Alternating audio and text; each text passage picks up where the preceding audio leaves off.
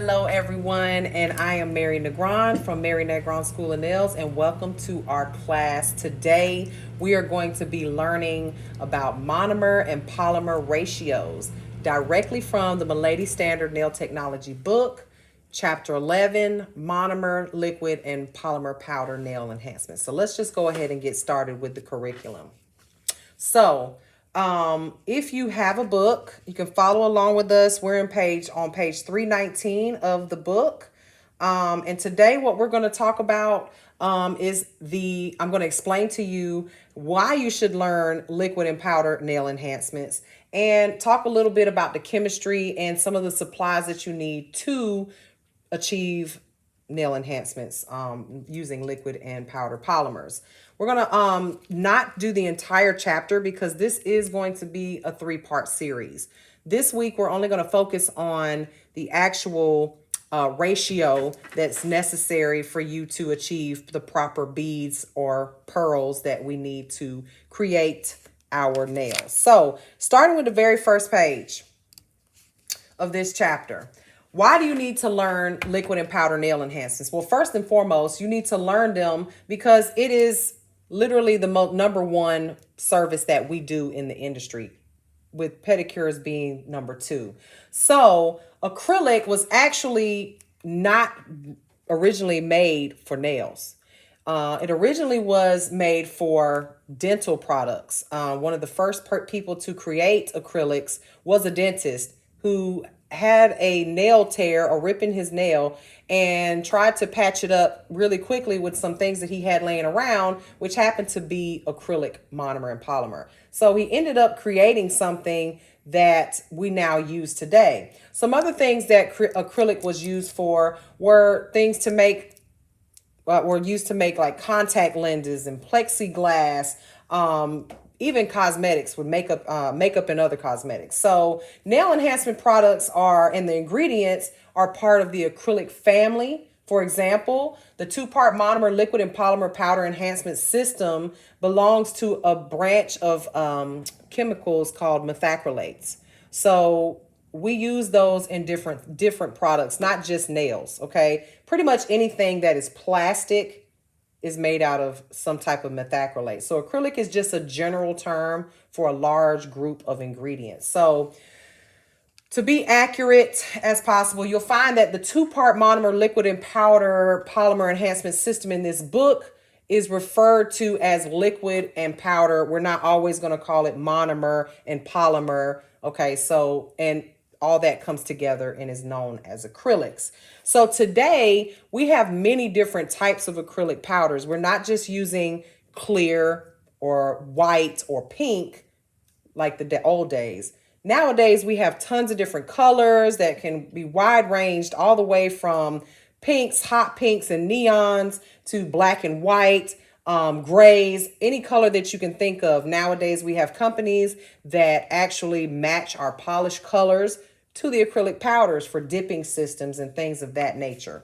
So the range is very high, and a lot of these products are high quality, much higher quality than they used to be. Okay, so a lot has changed over the years. So now let's talk about what exactly is liquid powder and liquid and powder nail enhancements. Okay, so when they come together, they do have a process called polymerization.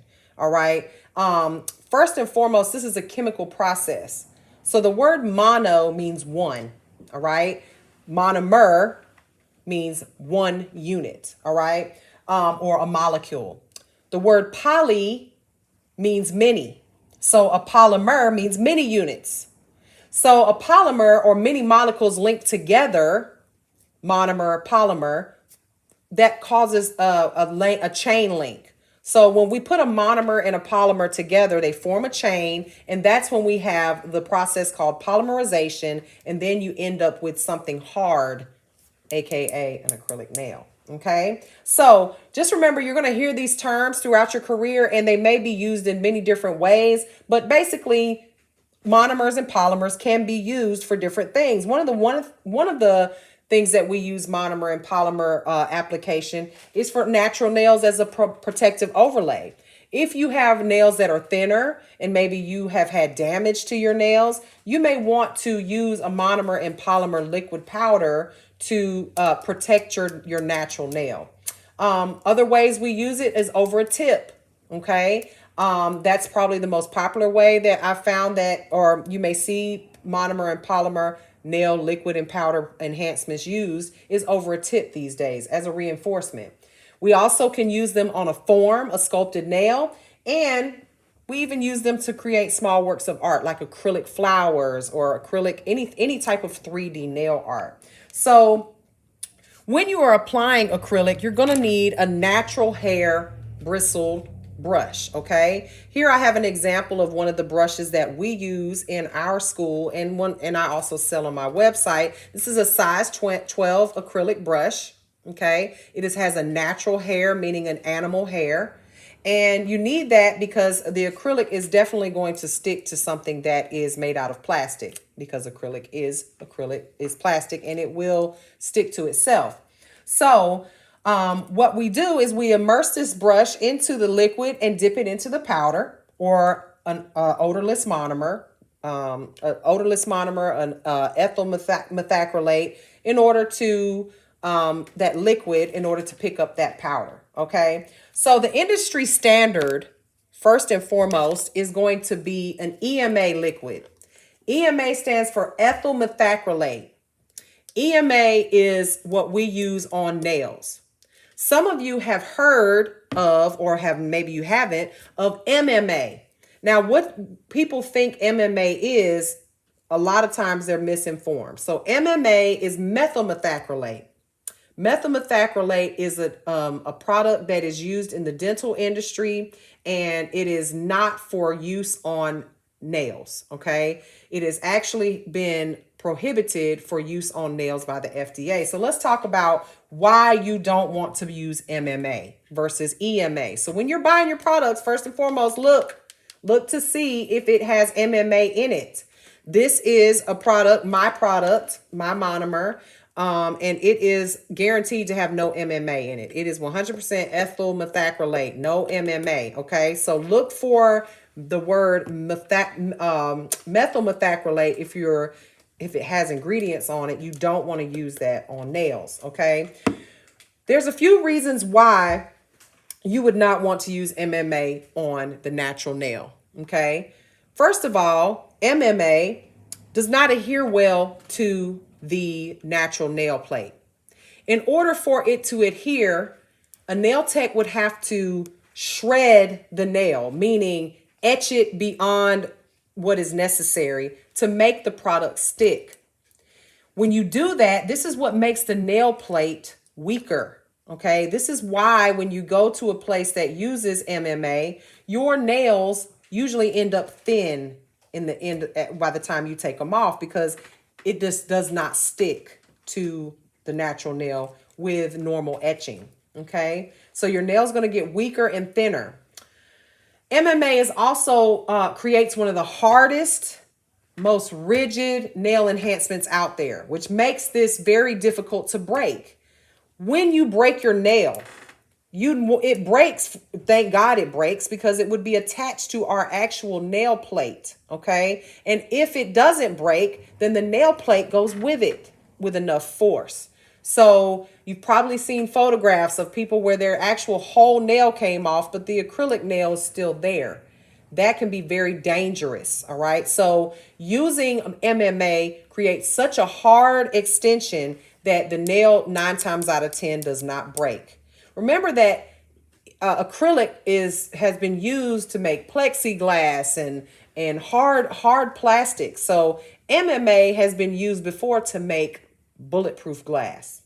We do not need bulletproof glass strength on our nails. Okay. So when you have that nail that's overly filed already attached to an MMA enhancement, what can happen is the whole nail comes with it. All right. When you break it, the nail's already thin. Next thing you know, it pops off with the nail. This has been documented a lot through the FDA, and one of the reasons why it has been banned from the industry. Okay, you can have some serious nail damage, and it's all fun and games until we have to go to the nail salon and ask for a 9-finger nail set or a discount because we're missing a fingernail. That would not be good. So another reason we don't want to use MMA is MMA is extremely difficult to remove. It's not just a simple soak off. MMA usually is going to take anywhere from 30 to 45 minutes, sometimes an hour to soak off from the nail. In actuality, it doesn't really soak off. It really just absorbs into the acrylic, and then it expands and turns into this gummy substance. So if you've ever tried to remove MMA, the removal is nearly impossible. It will gum up on your e-file bit and be hard to remove. And you always end up with a little bit of the product still left on the nail. So again, creates more damage because you're not able to remove it. So the fourth reason and the final reason is probably the best, because the FDA says we are not allowed to use it in the nail salon. So that's clearly the most important reason, obviously, and the FDA is basing that prohibiting the use of it on nails on the large number of consumer complaints that it has gotten from the clients that are like, this product, this happened, my nail is thin, I went to this place and now I can't get the product off, it's too hard, I broke my fingernail and the whole finger came off. Like, that's the reason why it should not be used. And why would you want to use that when you have perfectly good nail products that are approved to be used on human hands for nail extensions? I mean, a lot of reasons why, well, one of the reasons why nail technicians use MMA is because it's very, very, very cheap. In comparison, a bottle like this that costs $29 on my website, a bottle of MMA may be $5 or $6. Okay. Again, this should be a red flag for you when you're going to get your nails done and the nails are $25. I can't afford to charge $25 for a set of nails when I've spent $30, $40, $50 on a bottle of monomer. So just keep that in mind. That's a huge red flag when you are buying your or getting your nails done and the products, the service is so cheap. Okay. So for those reasons, the Nail Manufacturers Council and the American Beauty Association have also taken a stance against MMA, as far as liquid monomers and the ingredients in the nail liquids. So it's not that the MMA is poisonous. It's not that it's toxic. It's not that it is going to cause cancer. I've heard all these things before, and I used to believe that myself, but that is not the case. All right. It's just not suitable for use on nails. Okay. So as far as these products are concerned, make sure you are buying products from reputable companies and making sure that you check the ingredients. This is why education is so important. Now, when we are making our beads and picking up our powder and creating our nails, learning ratio is very important. And when you're using these different products, say EMA versus MMA versus an odorless acrylic, which I have an odorless acrylic that my students use at the state board. The reason you need an odorless acrylic at state board is because those rooms are full of nail technicians taking their tests all at the same time. That smell can get a little overwhelming to people who don't work in the industry. And a lot of those testers, the proctors, they're not nail technicians and they don't really like the smell. I say all the time, I love the smell of monomer. It smells like money. So with that being said, when you smell this product or there is a very strong odor, usually it's going to be MMA if it's really, really strong. The stronger the odor, usually that's the faster the monomer will cure the product. So EMA is going to be your medium setting compared to MMA. And then your odorless, that usually cures very, very, very slow. Okay. So a lot of people don't like odorless monomer because of its slow drying capabilities versus MMA, which dries very, very fast. You'll see MMA a lot of times in the NSS salons or the non-standard salons. You can put my face up a little bit bigger at this point because I'm sitting on this same page. So MMA is going to be much, much, much faster drying. And when you're in the NSS salons, non-standard salons, those non-standard salons, they want you to get in and out, in and out. So that's why they like to use MMA because it's faster curing. Okay. So there's a lot of additives that are added to these products to make them either work faster or slower. Okay. So you pick up the liquid and you pick up the powder. When you're choosing your monomer, you want to make sure that you're choosing one that has a speed that you like or that works best for you. My monomer is a medium setting monomer. And your things like your temperature of the room, things like the the temperature of the area that you live in will affect how fast your monomer cures. For instance, Tammy Taylor has a monomer called her Somerset. The reason why she has a Somerset is because for people who live in hotter temperatures. Heat makes monomer or acrylic cure faster. So if you're in a fast drying area where it's hot, where the monomer will dry faster, you will want a slower setting acrylic monomer so that you can work at a decent speed. If you're in a country or a place or an area where it's very, very cold, you would want a faster setting monomer so that you're not chasing your acrylic monomer all over the place. Okay, so with that being said, you need to practice your ratios, and that's what we're going to be doing today. Practicing ratio on our practice sheet here. So when you guys got signed up for this class, you should have gotten an email that has this actual paper in it. This is a Tammy Taylor sheet that you can download from anywhere off the internet, but I have already sent this to you. So you need to make sure that you put this in a plastic covering, a Ziploc bag, do some type of, put a tape over it so that the monomer is not going to seep through it. Okay, so let's talk about polymerization. What is polymerization? Polymerization is when that chemical reaction happens and those two chemicals come together to form a bond. Once a product has polymerized, you'll start to feel this exothermic reaction. That means heat is exiting from the product. If you've ever gotten your nails done and for instance, your thumbnail starts to get really, really hot and you're like, why is my hand burning?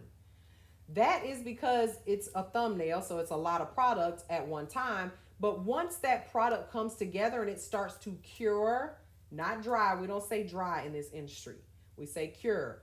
Once it starts to cure, that's when the polymerization process is happening and that heat exothermic reaction starts to occur and you'll feel the heat.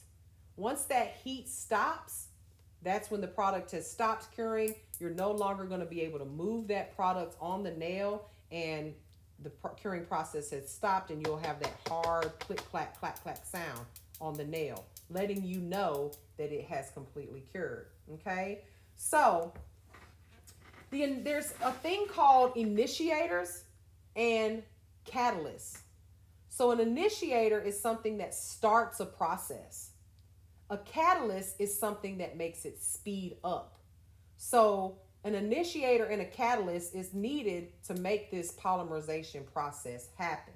Okay, so let's keep moving to the next page here and let's talk about different monomers. I already discussed the odorless monomer and why you would want to use that. If you're interested in odorless monomer versus a monomer with a smell, you just have to get used to working with it. One of the characteristics about odorless monomer is that it, again, does not have a smell like EMA, but it does have a little bit of an odor. So if you smell it, it's not odorless, it just doesn't have that strong monomer smell. Okay, it's very, very, very, very small smell to it. So we call it odorless, but it's actually low odor. All right. So in general, odorless products are going to have equal parts. When you pick up a certain amount of monomer and polymer, it needs to be equal parts. And this is something that you have to practice. This is not something that you can just say, okay, I'm going to pick up a bead, it's going to be half and half. You have to learn this process, okay? So if the monomer is too wet, or if the bead is too wet, your client can start to have things like product breakdown, or even an allergic reaction because you've gotten the product all over the skin, which is called overexposure. You can cause yourself to have overexposure as well by having that wet product on your skin too. So we want to be careful that that's why we want to learn ratio, so that we're not chasing our product all over the client's skin. One of the things I see a lot, especially with new nail techs, where did my brush go? Especially with new nail techs, is that they're taking their brush and rubbing it all over the skin, trying to remove it off the cuticle after they flooded it. Okay, and when I say flooding it, you lay the bead down, next thing you know, the product is everywhere and you're chasing it, trying to keep it from moving and trying to place it here, place it there. That's why you haven't learned your ratio.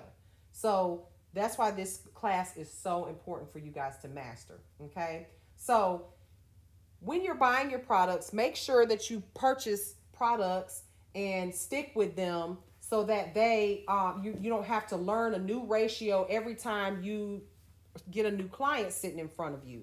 You want to make sure that you know your product. So find a product that you like, stick with that, learn that product, learn how the product moves, how it moves in this temperature, how it moves in a different temperature. Learn how it moves if you pick up this much monomer versus this much monomer, this much powder added. So you have to practice this. This is not something that you're going to learn today.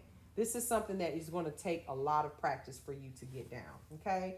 So when it comes to odorless monomer, I want you to remember that odorless products harden a whole lot slower, and there's going to be a tacky layer on the top, kind of like gel.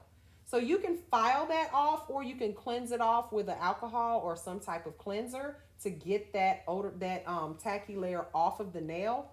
But at the end of the day, you can just file it off. Okay.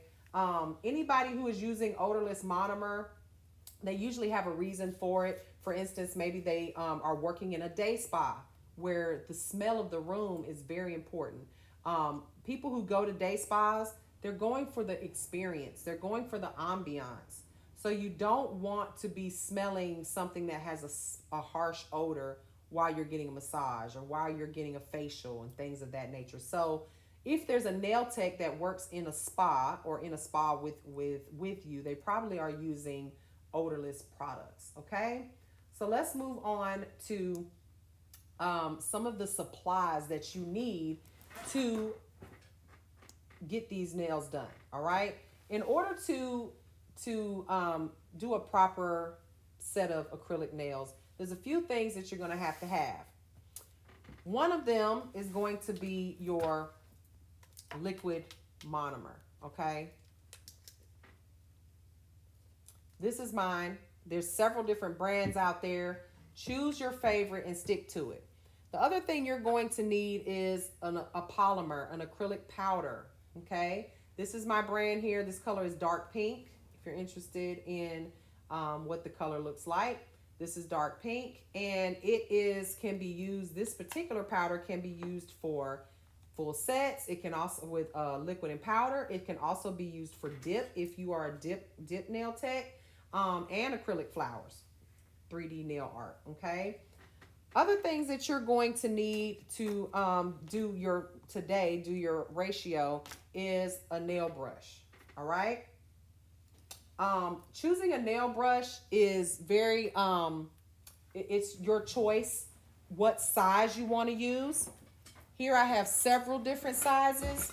Okay, so let's talk about this because a lot of people ask, what is what size brush should I get? What size is the best size to use? Well, the answer to that is, I don't know. I got every size. Look at all these sizes. Okay. That is like asking someone what is their favorite perfume. It may not smell good on you. It may smell good on someone else. I mean, I can't tell you what brush to use. I can tell you which brushes are my go-tos and which ones I like to use on a regular basis. But choosing a brush is like choosing a man. Okay. So this is my size 12 that my students use or that I recommend for my students. And this is a size 16. All right. So the size of the brush is going to depend on which one you choose will depend on you. It doesn't necessarily have to be any particular size because I have here, this is a size 16. This is my favorite, one of my favorite brushes. I've had this brush for years. Okay. But if you notice, this 16 is this is a 16 and this is a 16. There are two very different brushes. Okay. So when you're purchasing these brushes, if I tell you to go buy a size 16 might be different in the brand that you're buying. Okay. So what I tell students is to try different brushes and find which one works for you and stick to that. Okay. I have different brushes for different reasons. For instance, this is a size, well, doesn't have a size. This is the ultimate big boy. This is one that you can buy at Cosmoprof. Look how long the bristles are on this brush compared to this one. Let's just see here. We've got, this is a Tammy Taylor brush. Tammy Taylor. Let's look at hers. So this one is a medium flat and versus a large flat. Here's the difference in size. If you look at the size, it's not necessarily that the brush is smaller, medium, and large. It's longer. The length of the brush. Medium, large. Okay? So this one, size 10. This is a size 10 brush. This one here, this is an OPI Golden Point. This is an OPI brush as well. These both have a rounded ferrule here. This is the ferrule. This is called the ferrule. I like my brushes pinched. When you buy my brush, it comes pre-pinched. All right, and you can see that it's pinched on the side. That gives you the ability to have a flatter application. So when you pick up the brush, pick up the bead, it's more of a wider application of the bead rather than a pinpoint application of the bead. But I use all of these brushes for different reasons. I do a lot of long nails, but I also do a lot of short nails. So this brush is good for me because I can pick up smaller beads and very large beads. A brush like this, however, this is like a size 22.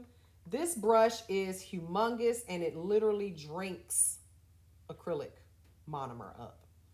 When you start buying this product, you do not want to waste it. It is liquid gold, okay?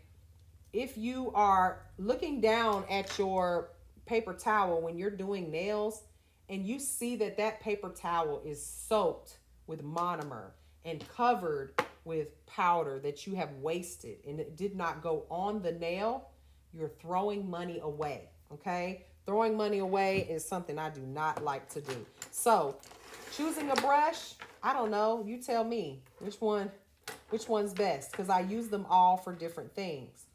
This one here is an acrylic art brush. So it's a 3D brush that I use to make acrylic flowers with, okay? So there's different brushes for different purposes. For your exercise today, you're going to need an acrylic brush and we're going to be using my size 12, okay? Again, you can get this brush on my website. It's $39.95, okay, for this brush, which is very reasonable price, all right, if you're looking for a brush that you want to use on a regular basis. Now, when you first get a brush, it's going to have an adhesive on it. And that's so it trains the brush to stay in a certain position when it's being shipped.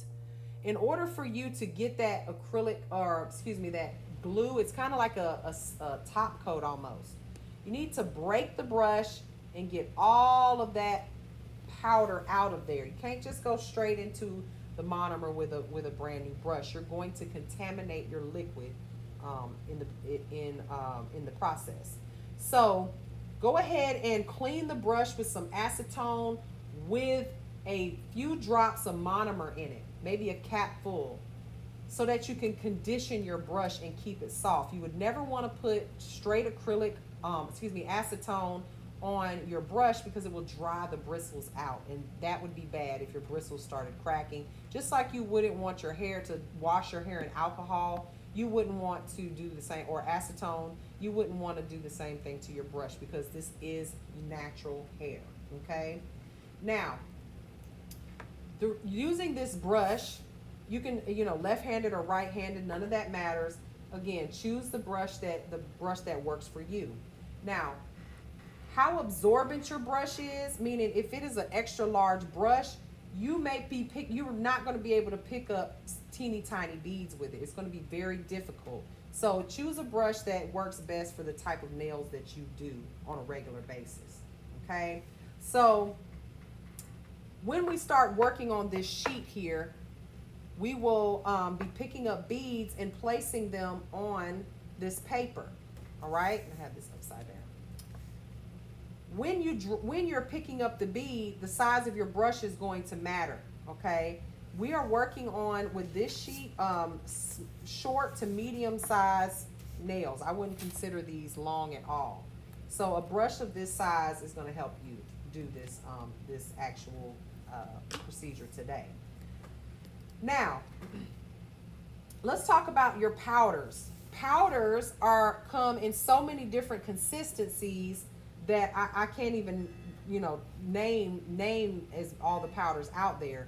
My powder is, I would say it has a medium consistency, meaning if you, like when you pour this, it's going to pour like salt or sugar.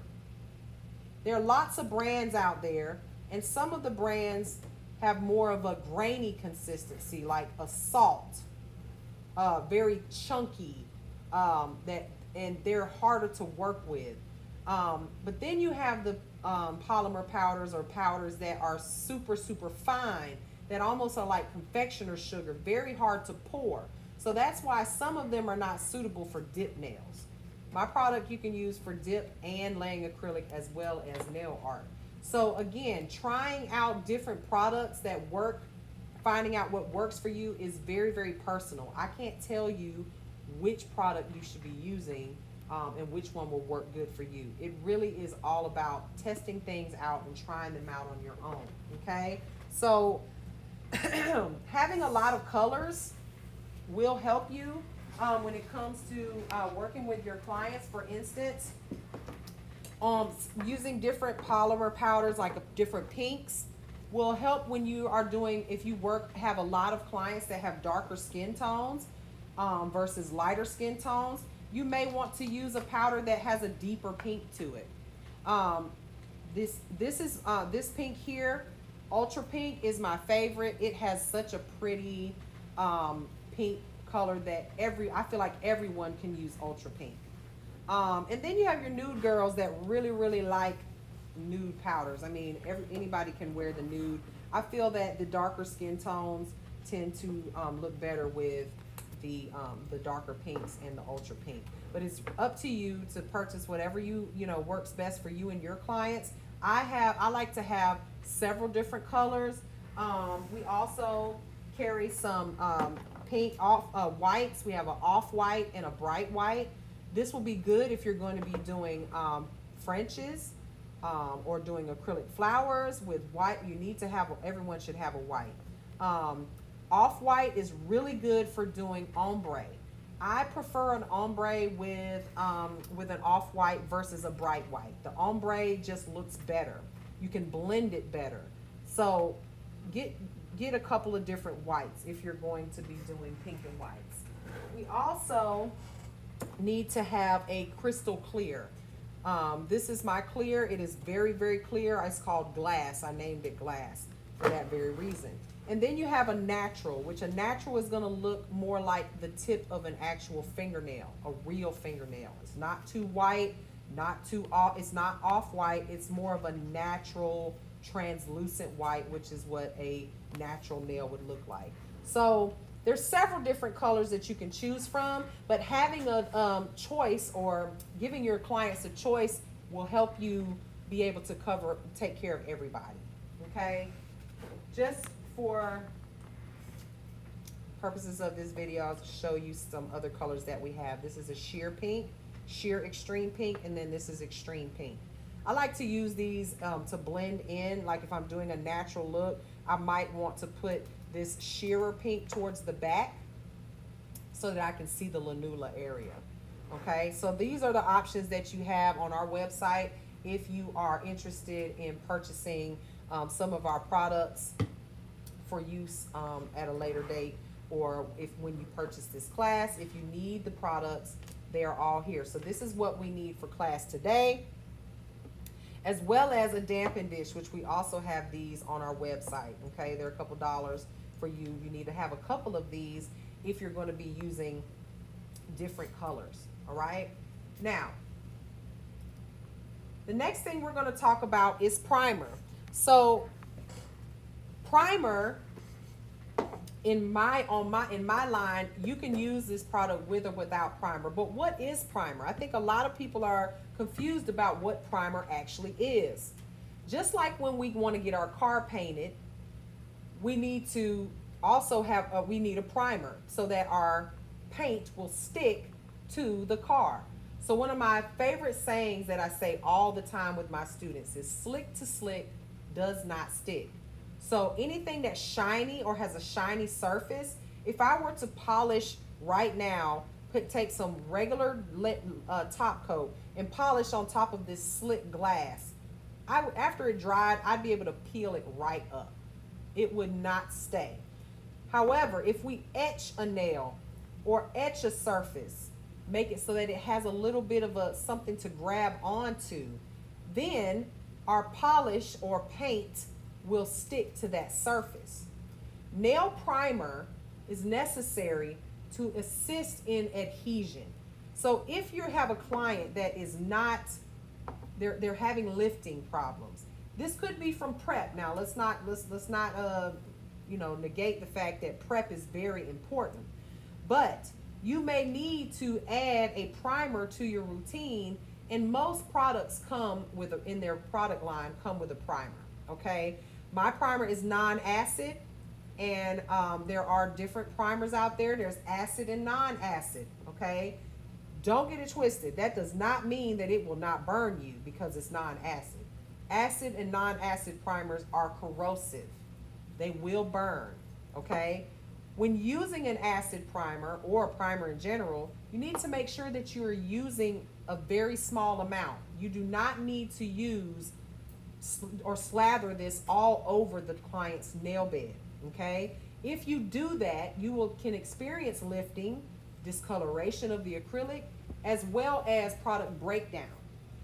Product breakdown comes from using too much of a product or mixing products that don't go together. Product breakdown is when your product basically starts to lift or break or crack or off of the nail. Okay, so acid-based primers are very corrosive. You want to make sure you don't get it in your eyes, on the skin, anywhere. Okay, the acid-free alternatives work well, or just as good as or the acid-based primers, but they have an added advantage of not being corrosive to the skin as bad as an acid. All right, so I have a non-acid for my students because they are beginners, and most of the people that I teach and train are beginners, so we put a non-acid primer in our line. There's also, in my opinion, the need for a dehydrator. A dehydrator does exactly that, what's in the name. It dehydrates the nail plate.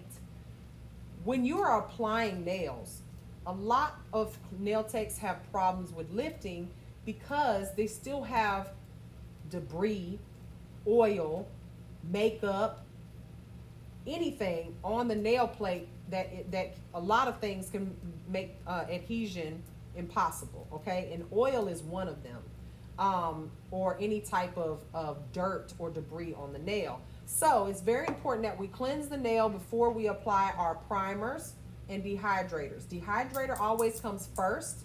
Dehydrate the nail to remove all the oil. I generally put 2 coats of dehydrator and then 1 coat of primer. Just remember that depending on how long it takes you to apply a set of nails, you may need to re-dehydrate the nail bed, because dehydrator only lasts for about 10 minutes before you need to reapply. Why is that? Nails are part of our skin. Estheticians will tell you that your skin is constantly putting out oil. Just like our skin, our nails are doing the same exact thing. So if I apply this dehydrator to both hands, and I notice in my primer, and then I notice that it took me more than 10 minutes to apply this, I need to reapply to this other hand. You'll see that if you don't, you may have one hand that you're like, oh my God, this one, it stayed perfectly fine. But the other hand, I experienced a lot of lifting. I don't understand why I experienced so much lifting. Probably because you took too long to apply the product to the other hand. So now it's been rendered obsolete, okay? So make sure that you are applying the product in a timely manner, and if you need to, reapply before you lay your acrylic, okay? So because you're going to be using such a little amount of primer, make sure that you tap off the excess, not just on the bottle, but preferably on a paper towel before you apply it to your client's nails. Paper towel. So, blue ones right here. Because if it spreads all over the skin, it can burn, okay? So what I mean by that is you're gonna take your primer before you apply it directly onto the client's nail. Before you apply it directly onto the client's nail, you're gonna come out, you're gonna dab it off on the side, and then tap it off onto the paper towel before you apply it to the actual nail to keep it from spreading everywhere. Again, this is a corrosive and it can burn, okay? Dehydrator, you do not have to do that. So our dehydrator is called pH Dry, okay? That's the name of it. That's just the brand name. It is a pH bonder and dehydrator, can be used with gel and acrylic. And then our primer is called All Bond. That is the brand name. Also can be used with acrylic as well as gel, okay? So make sure you allow your nail primer to dry thoroughly before you apply your first bead of acrylic, okay? You don't want to apply a nail primer over a wet, a nail enhancement over a wet primer. There are brands out there that promote doing that, but in general, you do not want to do that. It can cause service breakdown, okay? Now, we're not going to talk about abrasives today because we're not going to be doing any filing on the nail, nor are we going to talk about tips and forms, because we'll get to that next week with our second part of this series, when we actually apply the acrylic to the actual nail tip. Now, dampened dishes. Dampened dishes are very important. If you are going to a nail tech that just has a container, glass container, metal container, whatever, full to the top with monomer, and they're just dipping in there and putting it on your nails and closing it up and putting it away, that is a red flag. First of all, you're contaminating that liquid. You only need to pour out the amount of liquid that you need for your client or your service that day. Anything that is not used needs to be soaked up and thrown away, meaning soaked up with a paper towel or a cotton ball and thrown in the garbage.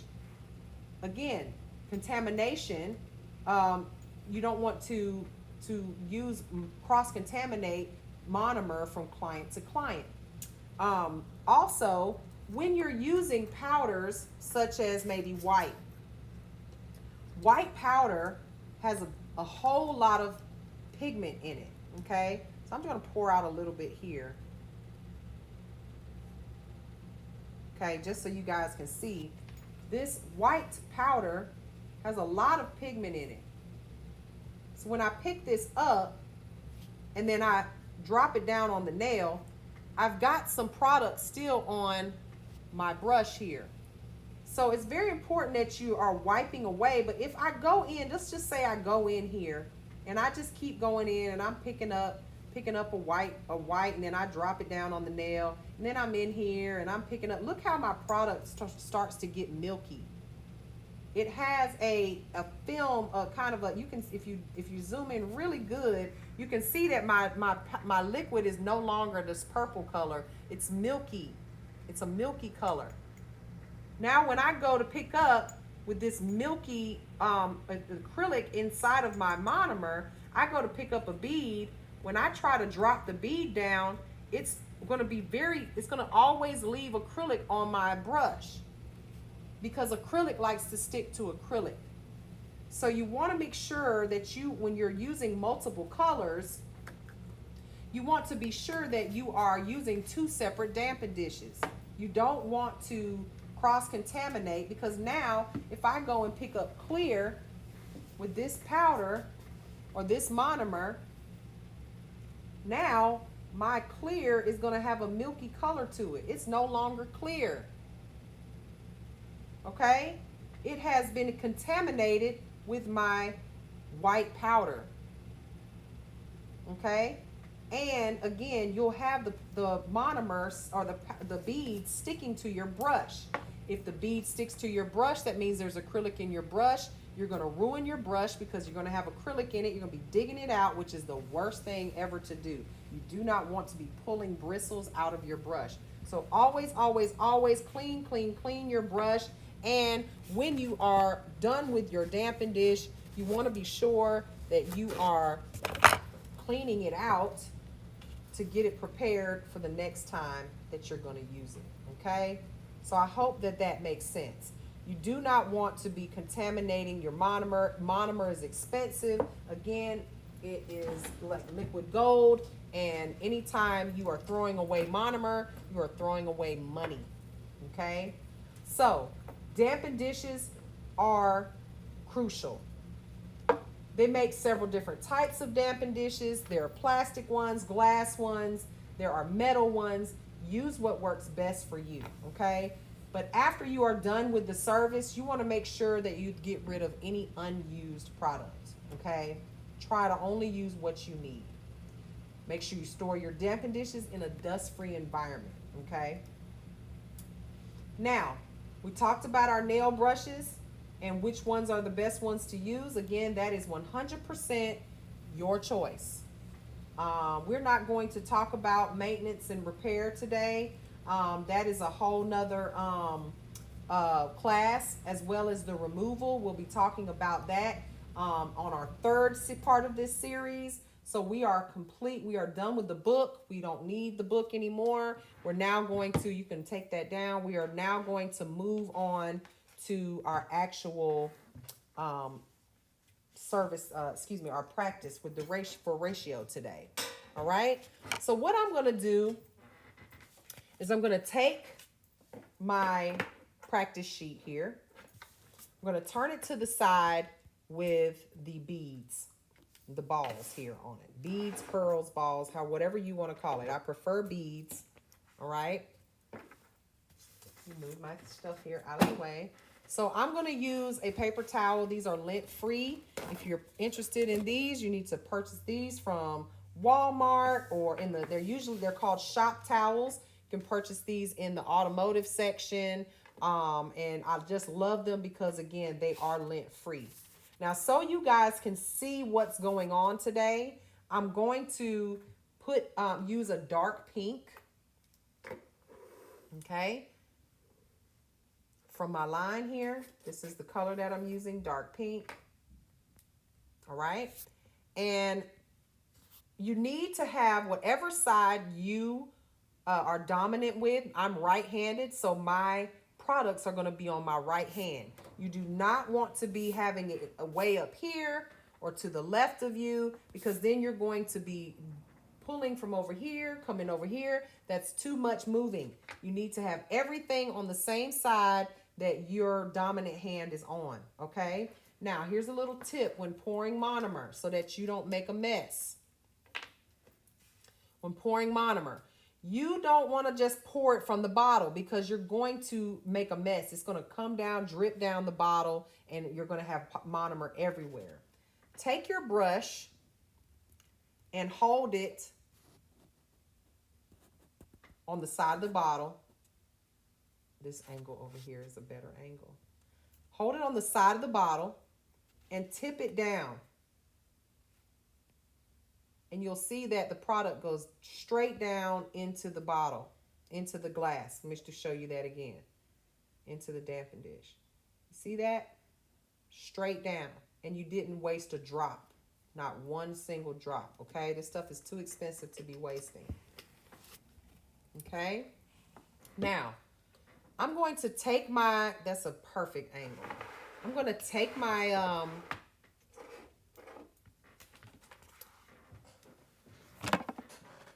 my brush here, and we're going to focus on these beads here, okay? Now, when I'm picking up my product, if you're using a small container like this, it's kind of hard to drag. Besides, I never know when exactly to stop dragging so that I get a perfect pearl or a perfect bead.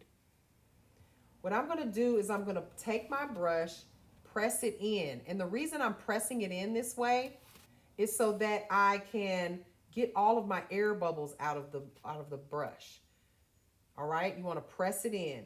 Now, you don't have to do that every time, and you don't have to do it for that long. For me, it's almost like instantaneous. Okay? I feel like to see. Okay? It's almost instantaneous. I just kind of push it in and come out. Push it in and come out. I'm not just going pushing in, stay, waiting for the bubbles to come out. That's not necessary. Now, let's talk about a wet bead that's too wet and one that's too dry. Okay? My technique is to go in, bring it out, and push it on the side. Okay? How much you push out, this is something you're going to have to practice. I can't tell you 1, 2, 3, 1, 2, 3, 1, 2, 3. It doesn't work like that. This is all feels. It's all the feels. You got to learn how to feel how much, or practice how much monomer versus powder you need to get the job done. All right. So we're going to be doing this on just the circles here. We're not worried about these nails over here. So the large circles, a bead that is too wet, when you pick it up and you come out, if you don't press enough on the side, when you go in here to pick up your product, that product is literally going to fall off of the brush. Let me show you again. I'm going to pick it up, and I pick up a bead. It is literally just going to drip off the side. You don't want a bead that's dripping wet. It's kind of hard for me to pick up beads that are not right, because I'm just so used to doing this. But if it's dripping off and you pick it up, look how that just fell into my powder, onto my monomer like that. Don't want that, okay? That was so wet that it fell into there. Let's see, let's do this again.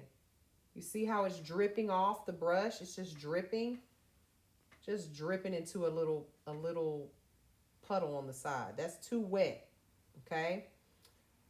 One that's too dry, go in and you just don't pick up enough monomer. Let's dry that off really good when we try to pick this up. You see how that looks like it's still powdery. It's still a powdery dry spot on that bead. That bead is, look, it just lays, look at that. We can throw that bead around. That's way too dry, okay? So there's a sweet spot. And look how much monomer I have wasted here on this brush. I mean, on this piece of paper towel here. That's money right down the drain. All right. So what I'm going to do to pick up a perfect bead, I'm going to go into my powder, or my monomer, push it off to the side, and then I'm going to pat, pat, pat. It's going to look like wet sugar. When it starts to polymerize and come together, it's going to turn into a shiny little bead. And then we drop it down onto the paper. All right. So that one was a little too dry because I can't really see because I'm way too far away. Let me bring this over here. I can't see what I'm doing. Let me turn this way. Okay. So we're going in, push it to the side, pat, pat, pat. Could be one pat, two pats, but see how it turns into a nice smooth pearl. Drop it down on the paper and leave it alone. All right. What we're practicing here is you want to practice getting this bead actually inside the lines here. Don't pat it out. Don't do any of this. We're not doing that today. Okay. Now, not right now. We're not.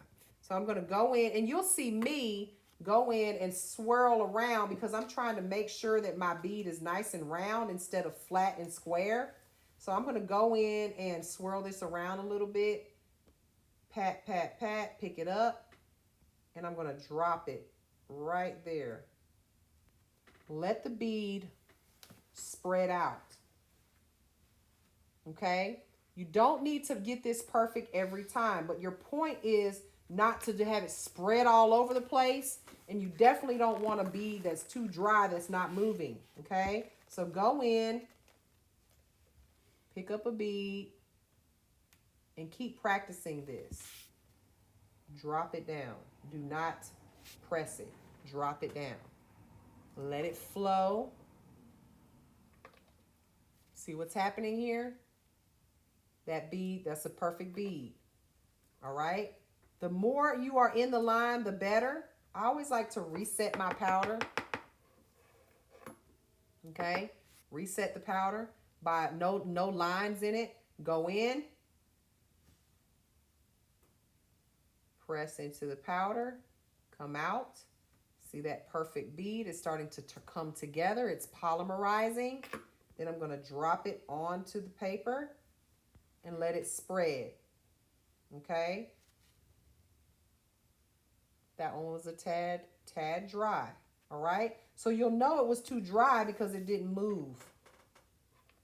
It did not move. It's still, but it's moving a little bit. It is moving. It is moving. All right? So, too wet, maybe a little too dry. Not too dry, but it was a little dry. Okay? So this is what you need to practice. So this is a large bead. Go in. Pick up some powder. Press it down on the paper. Let it go. Clean your brush. Always clean the brush. So it's dip in the monomer, dip in the powder, drop it on the paper, clean your brush. Don't go back in here without skipping the step of cleaning your brush. Okay, so now we're going to keep going. Reset your powder. Go in, push to the side, pick up some powder, turn it over, take a look at it, let it polymerize, drop it on the bead, drop it on the paper. Okay, that's what you want. You want to make sure that it stays in the lines. This is going to take practice. Okay.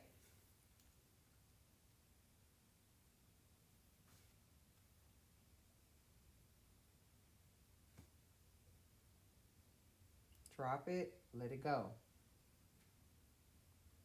Okay? Keep doing this. This is how you're going to practice your beads. And this will all make sense in just a minute.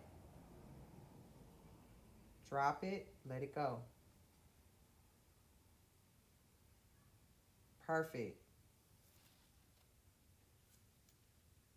If you pick up a bead that's way too big for this practice, let's see what, this is a huge bead. Look at that.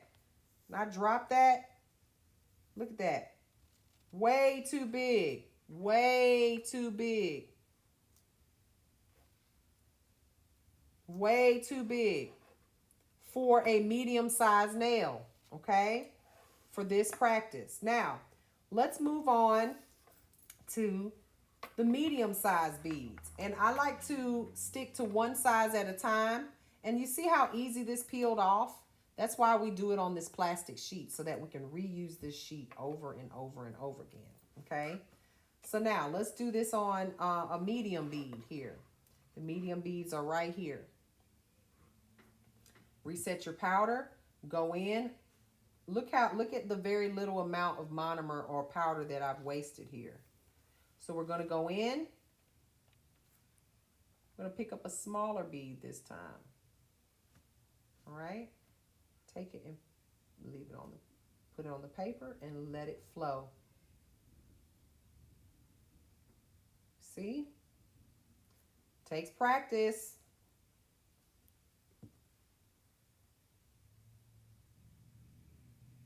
All right, smaller bead. That one was a little wet. Let's try this one. Oop.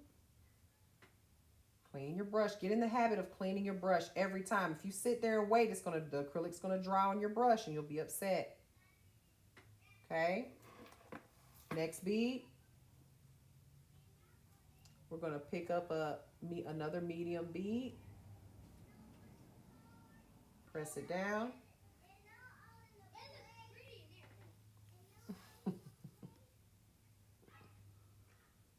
Okay, and you're going to do this over and over and over again. Reset your powder. Go in. Pick up a medium bead. Drop it. Let it flow. A little too wet that time. See why that one is a little too wet? It's spread out. See this one, a little too dry? If you're getting donuts, meaning you're picking it up, pressing it, and you get a little divot in there, that's probably because your powder has way too much pigment in it. You need to mix that powder up. It's probably not a very high quality powder, okay? Or it's a white or something like that with a whole lot of pigment, and that pigment is not acrylic, so it's not going to polymerize the same as the acrylic is, okay? So here we go. We're going to pick up another one. All right. Drop it. This is all we're doing. We're not making nails yet. Ooh, that was a good one. Look at that one. Perfect. Okay, let's keep going. So I would love it if you guys would show me your practice sheets when you have finished practicing with this. Okay.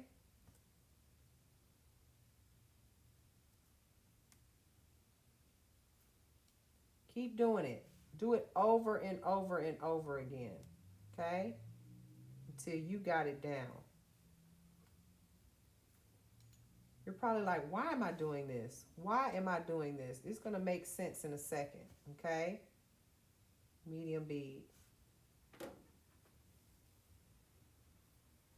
All right. Now, let's move to the small beads. This takes a lot of practice doing these little teeny tiny ones. This need to be zoomed in. All right, I can't. All right, so I'm going over here to the small beads.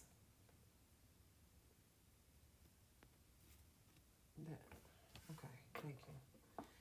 Going over here to the small beads.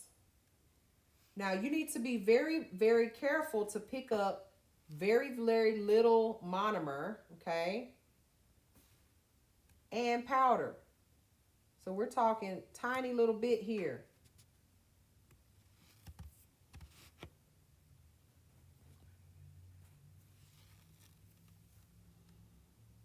Okay. Pick up another one, very small amount. Tiny, tiny, tiny little bead here. Lay that right on there. Let it do its own thing. Practice, practice, practice. Okay. Reset my powder.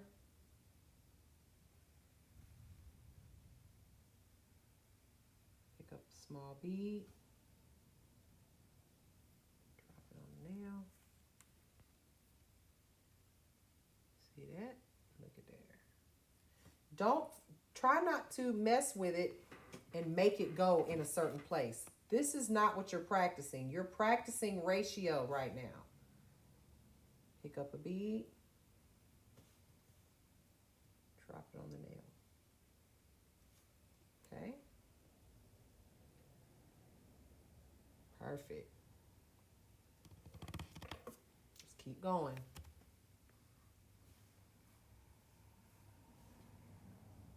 Pick up a small bead.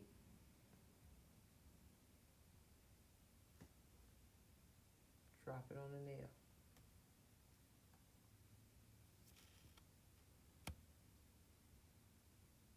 Okay. I hope you guys are picking up what I'm putting down over here. No pun intended. All right. Pick it up. Pick up the bead. Let it polymerize. And now we're going to lay it down.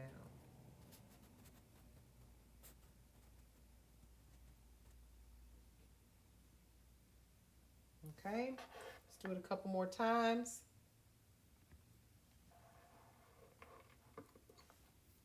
Let me peel this one up because it's kind of in my way. So practice your beads. Very important to practice ratio. When you get a new product, play with the ratio.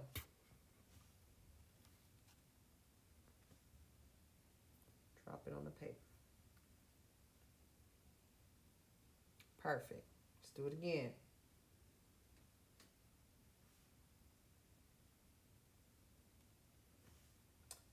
I tell my students to lay your acrylic like you don't own a file. If you think about it in that way, I promise you, your application, your whole day will go much smoother, like when you're working with clients, okay? It's so much easier when you don't have to spend so much time on filing because your application is, needs work. So keep practicing. Okay, and all colors ratio is going to be different. If I pull out some white right now, matter of fact, let me do that. I'll show you guys. White is one of those colors, like I said, it has a lot of pigment in it.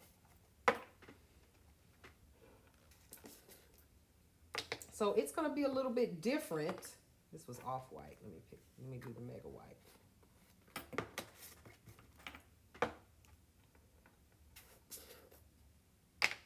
All right, so here's mega white. When I pick this up, its consistency is a whole lot stickier. And it's going to look like a marshmallow laying on top of that.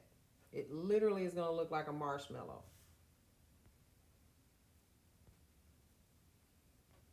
Okay, it's big and fluffy. Because a lot of it is pigment. It's not necessarily all acrylic. So you'll find that white, you've got to mash it down and it's so much thicker. Okay, so please don't practice this with a pure white in the beginning. I'm going to pick up a bigger bead for my... But you'll see it will flatten out on you, but it takes a little bit longer. Clean your brush. But you see how it's still got the edges on it? It's just a different animal. It plays differently. So you need to learn your product. You need to practice with it. Look how it's still sitting there. It looks like a little marshmallow. Totally different from the consistency of the pink. It took it a lot longer to polymerize because it's not just acrylic powder, it's pigment. So for it to come together, it takes a little more time, but it did. It just takes a lot more time for it to do it. Okay? So practice with all of the colors that you plan to use because it may be a different setting time. It may actually take a little bit longer. With clear, let me show you clear. Let me peel off a couple of these over here so I have some room to play.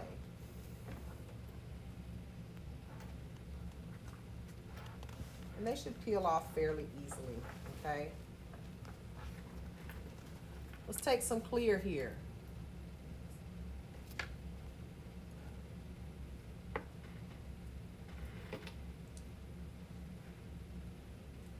When I pick up the clear, totally different consistency. Okay? Pick up the clear, drop it down on there. Look how it spreads out because it is pure acrylic. There's nothing in it. Totally different than that white. Totally different than the white. Okay? Same amount of product, completely different consistency. So you have to play with this. This is not one of those things you're like, oh, let me just pick up my white. It's going to act just like my clear. Totally different.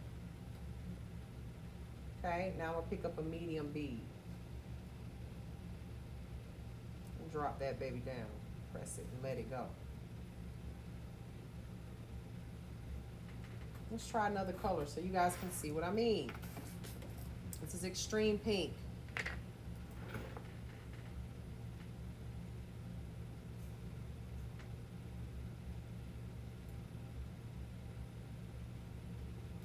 Okay, this is more of a sheer pink. Drop it down, let it go.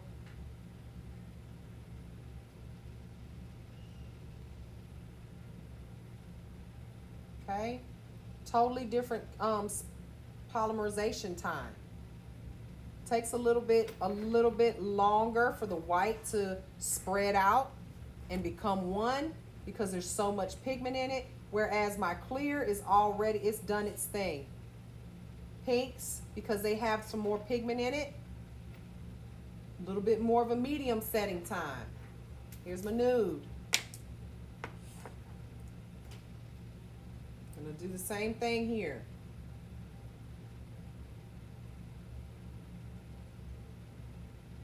Pick up some nude here. See how it's turned to a nice pearl. Drop it down. Let it flow. See that? Let's do it again. This time pick up a medium bead. Y'all have been doing nails a long time. This is fun still for me. It's a lot easier probably for me than you, but you will get there. Just keep practicing. Drop it down and let it go. Okay. Now let's do a teeny tiny bead. Pick up a tiny bead. Okay. I'm gonna drop that down. It's okay.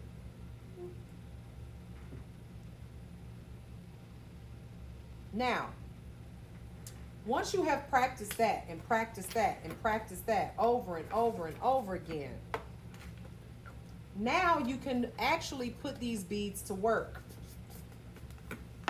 And how are we going to do that? And first, we're going to flip this sheet over, okay? Because this is still a little wet. Turn it on this side. And I will take these off as soon as this one's dry. You can pluck these off like so. And this white, y'all, is still not cured. I can bend it. It's still, because, why do you think? Because it still has, it's rubbery. Look, I can bend it. It takes a lot longer to cure because it's mostly pigment. It's mostly pigment. But look. These other ones that I laid at the exact same time or even after, look at this clear. This clear, completely cured. Completely cured. It's hard. So, again, this is why you want to practice. Let me peel some of these off of here. All right, so you guys can see. Comes off real easy with the plastic. The sheet protector on there, okay? All right. My nude is still a little bit, still a little bit cure a little bit more. All right. Now, how are we going to turn this into a nail? These beads, how are we going to make them into an actual nail? Let me get a whole nother paper towel here. Take my little beads. Get rid of those. So we've got another paper towel here. We've got our monomer. I'm going to add a little bit more to it.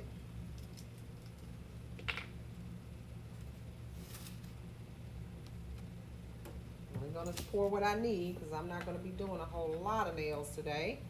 All right. Pour what you need. Let's work on a square nail. We got square, coffin, square, slim, square, coffin, and stiletto. Okay. So I'm gonna again take my my dark pink so you guys can see what's going on here. Ignore the French tip lines for now. We'll get to that in a second. There's a little bonus. I'll show you guys how that's done. There's 4 numbers here. We got 1, 2, 3, 4. The 4th line right here is for your apex. The apex is that, you know, that hump in the nail here. That's that gives the nail its strength. Okay? You look from this side view, that is the apex right there. That where it starts to come up from the nail cuticle area, come up, and that's the apex, and then it comes straight out. Okay? Now, that 4th bead is where you create your apex. I don't want you to worry so much about that today. I am going to show you how to do it, but don't worry about it so much. It's not that these nails are too short to worry about having a big apex. So what we're going to do, we're going to go in, and this number 1 here is going to be our large bead. It's a large area. So we need a large bead, medium, small, small, okay, for 4. So we're going to do 1, bead 1. Pick up a large bead, just like we did before. We're going to let that product polymerize. I'm going to turn it over, press it onto the nail, let it flow, just like we did before. Now we're going to press the product out. Press it where the, put that brush over there where that line is, that dotted line. Press the product out until it goes outside the lines. Now we're going to bring it back in and shape it. This is what you do even on a tip. Use the side of the brush, not the tip of the brush. Do not do this. You're going to force acrylic into your brush. You want to push from the side, push from the side, push from the side. And then we're going to pat it out, make it smooth, and then smooth it out, okay?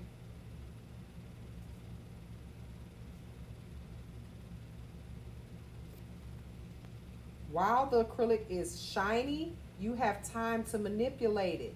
If you wait until it goes matte, you can't move it anymore, okay?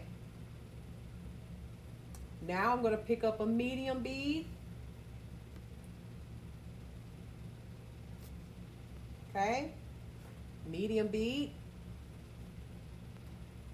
Press that down and swipe forward to blend it in.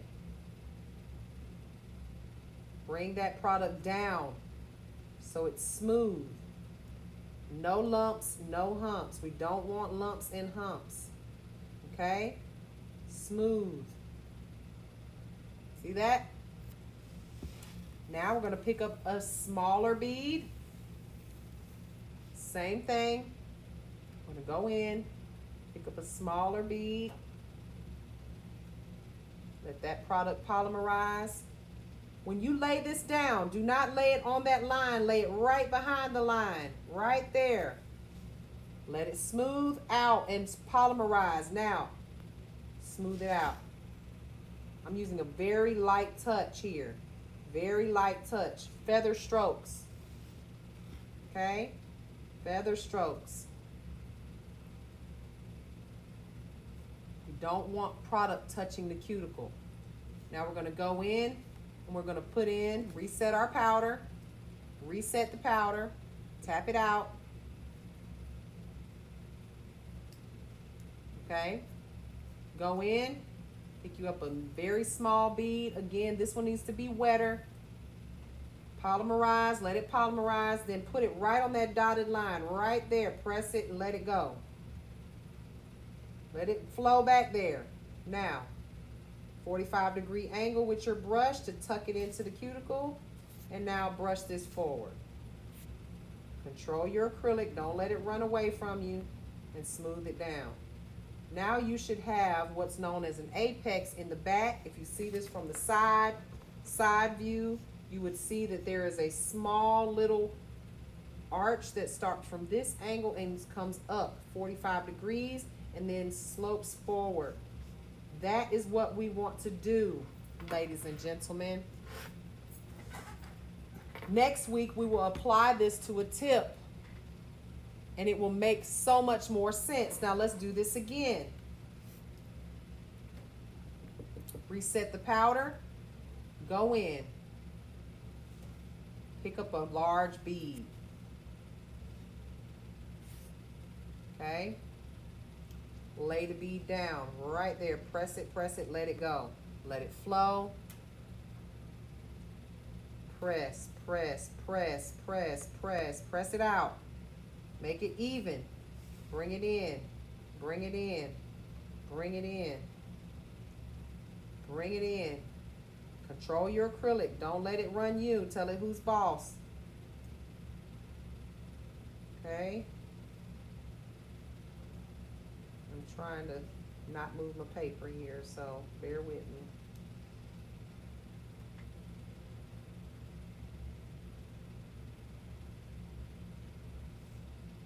Okay, bead number 1. Let's go in. We're going to get up bead number 2. Go into your powder. Push it to the side. Pick up a medium bead. Let it polymerize. Turn it over. Put it right behind that bead. Press it and pull forward. Let it flow. Control your acrylic. Bring it in, smooth it out. Bring it in, smooth it out. Okay?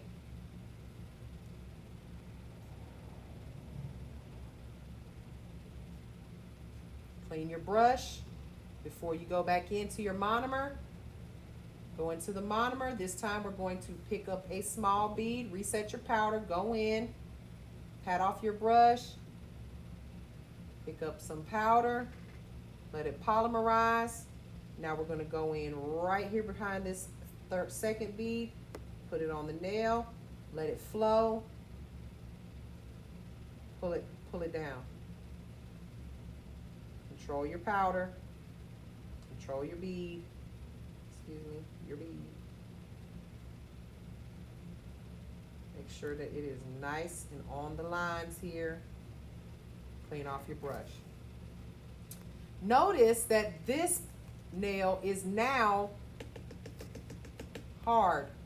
How do we know that it is polymerized or that it is ready to file? Because it has turned matte, and we can take our brush and click it. You can hear the hardness in it, okay? This one is still shiny. That means it is not ready to file. It is not polymerized, okay? It is still, I can still manipulate this acrylic. Now look at it. It's starting to get a little matte. It's turning matte. Slowly but surely it's turning matte. It's your job to know when that polymerization process happens. Now we're going to put in our apex.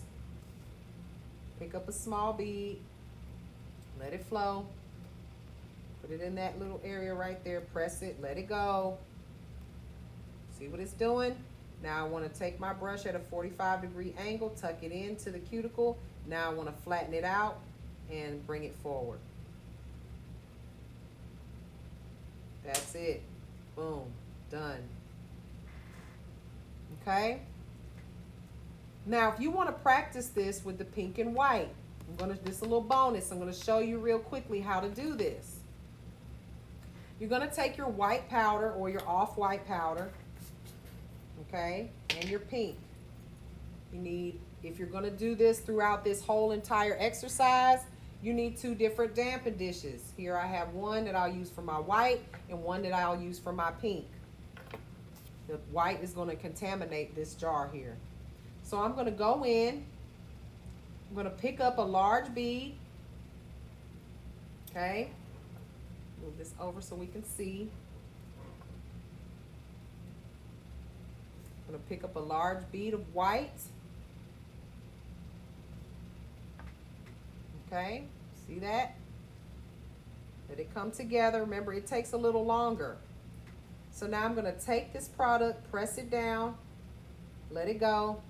Now, wet your brush again, okay? Because this product is going to be very, very thick. It's a lot thicker than the pink. So I'm going to wet my brush. I'm not adding any acrylic to it. I just want my brush to be moist. I'm going to take my brush ahead of the bead, ahead of the bead. Don't push it into the bead, ahead of the bead. Press, press, press, and press it all the way up to where those wings are. Now bring the product in, bring the product in. Okay, you got a lot of time to work with this white. Press it to smooth it out.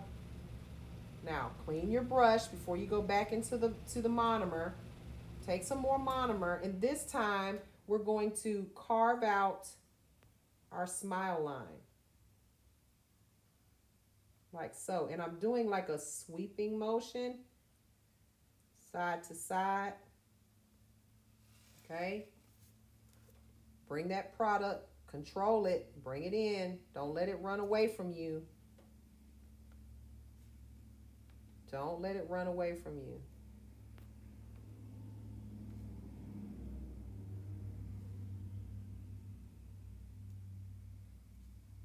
You may have to go in and clean up that line again.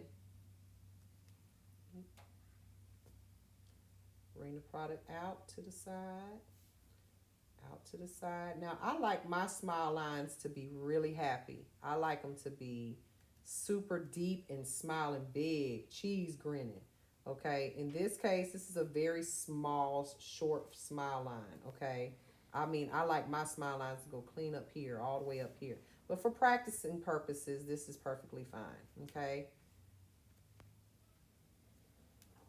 All right, then you're going to lay your pink right behind that. Clean your brush off. Go into your pink. Pick up a pink bead. You're going to press that down. Look at there. Smooth it out. Okay. Now, you don't want pink to cover your white, so you would want to probably make this white a little higher than this, but you get the idea. Okay. And this is, again, for practice purposes. I'm going to pick up another one. Put it right behind there.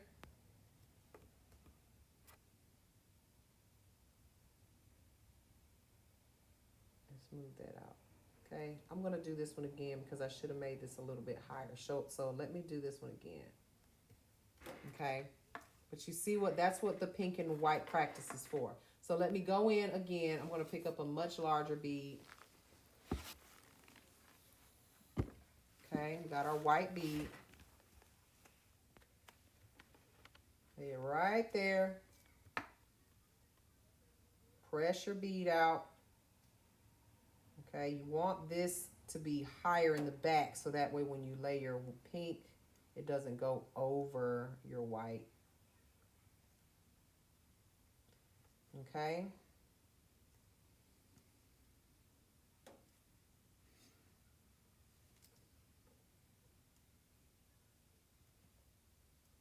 when I do my pink and whites, I do it the reverse way. I do my pink first and then my white, but it's really up to you. Okay, take your monomer. You're going to carve out your smile line, and we're going from side to side. Push it, give yourself a little ledge right there. You really want to be able to put that pink, tuck it behind there. Okay.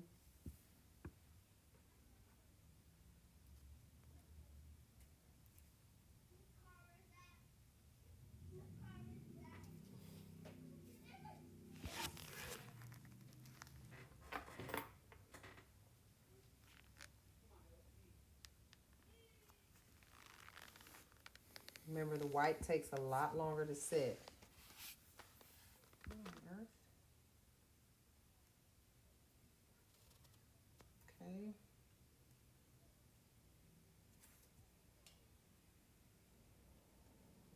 Pink and whites take practice.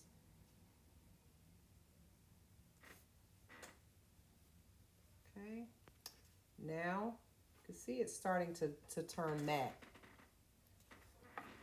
Now I'm going to pick up some pink.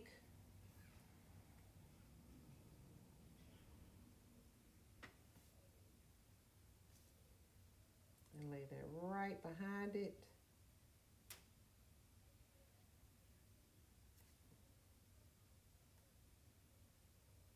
See?